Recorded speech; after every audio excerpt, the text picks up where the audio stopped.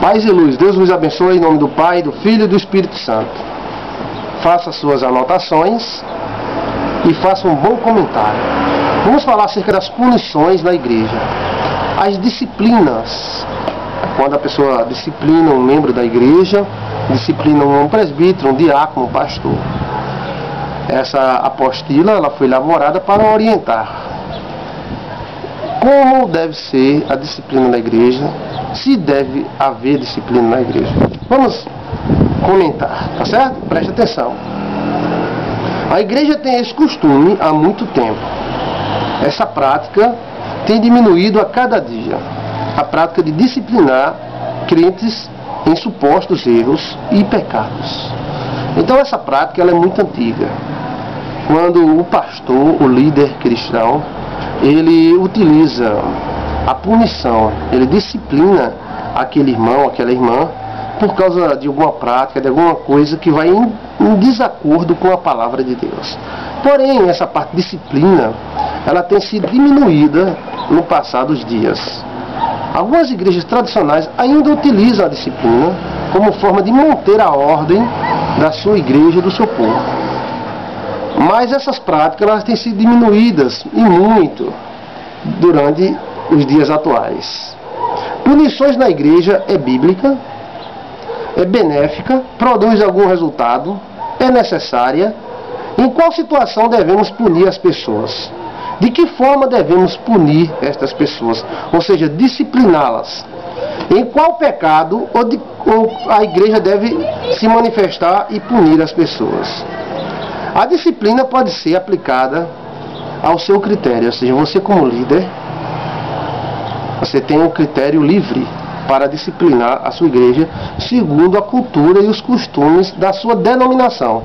Se for uma denominação grande, se for uma igreja pequena, onde você é o líder, aí fica a seu critério, sabendo que é uma faca de dois gumes. Usando também os critérios de sua denominação que você faz parte. Os critérios da denominação devem ser respeitados e utilizados para não gerar conflito entre a disciplina ministrada e a convenção ou a igreja que você participa. Ou seja, se você disciplinar uma pessoa sem utilizar o estatuto da sua igreja, você pode estar em desacordo com a igreja e depois estar gerando um problema com essa igreja, porque você não usou o estatuto, não usou o costume que aquela igreja utiliza para punir as pessoas. Observação que fazemos é a seguinte: levando em conta a situação atual, ninguém pode ser levado ao vexame, nem ao ridículo, com o risco da igreja e do pastor ser processado. Então, antigamente, os pastores disciplinavam as pessoas no púlpito. E alguns deles ainda costumavam disciplinar as pessoas na Santa Ceia. Na Santa Ceia, eles puxavam um caderno e diziam: fulano, ciclano, beltrano, fulano, tal, está disciplinado. Ciclano é porque usou batom. Fulano é porque usou calça comprida. Ciclano foi disciplinado porque assistiu televisão. Era mais ou menos essa a prática que nós, igreja, praticávamos na época. E essas punições, a maioria delas não eram por pecados, mas por quebra de costumes e conceitos da época, que nós respeitamos. Hoje mudou. Ninguém pode fazer isso. Se você tiver de punir algum membro da sua igreja, você deve punir em silêncio, no seu escritório, de uma forma que não exponha esta pessoa ao ridículo, que não exponha aquela pessoa à igreja, porque esta pessoa, ela pode processar a igreja por ter humilhado ela perante as pessoas. Ciclano perdeu a virgindade, fulano acabou o casamento. Não precisa. Chama em secreto, chama em oculto e fala, conversa com essa pessoa. E se for motivo de disciplina, disciplina essa pessoa sem dizer o que foi que aconteceu, o que deixou de acontecer ou o que aconteceu. A igreja deverá ordenar, ou seja, disciplinar sem escândalo. O escândalo não acaba com o pecado, apenas divulga ele para as demais pessoas. Então alguém caiu em pecado na igreja.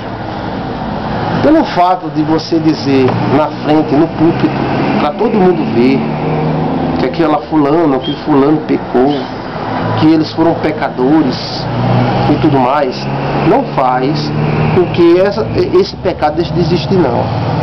O que acontece? Esse pecado será divulgado, será uma propaganda muito grande desse pecado. E eu já vi casos de, em uma igreja, uma pessoa ser disciplinada por um determinado tipo de pecado, e em breve, ou seja, em poucos meses, muitas pessoas caírem no mesmo pecado. Aquelas pessoas que se admiraram, oh meu Deus, que coisa horrível. Meses depois, muitos deles caíram em pecado. Seria uma coisa psicológica ou uma divulgação em massa de um pecado que deveria ser dito e afastado. Às vezes o que falta é educação. Existem alguns líderes que são mal educados. É exatamente isso. E acham que por espalhar fatos, jogar merda no ventilador, vai adiantar alguma coisa. Não adianta. Vai prejudicar. Vai prejudicar tanto a pessoa que errou, que vai ficar com vergonha e vai desaparecer daquele lugar, quanto aqueles outros que vão ficar chocados. Então, se o caso for muito grave e não puder ser tratado com disciplina, você pede para a pessoa se afastar. Afaste-se.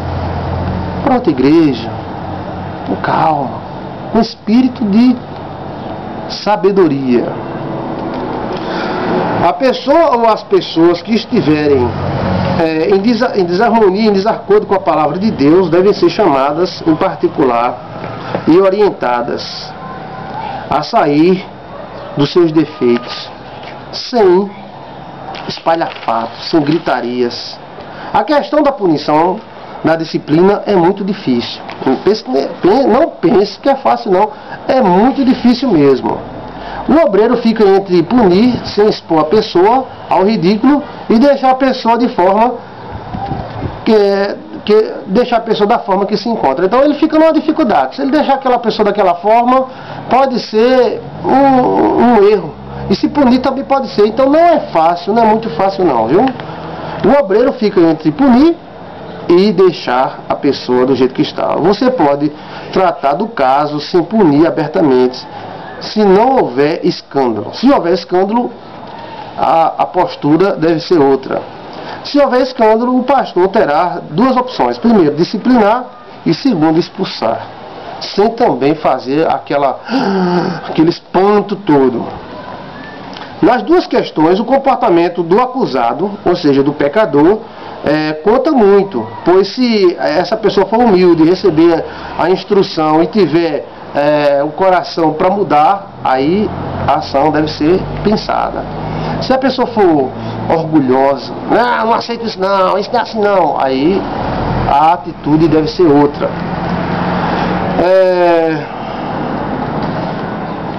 Erros bobos não devem ser punidos com disciplinas.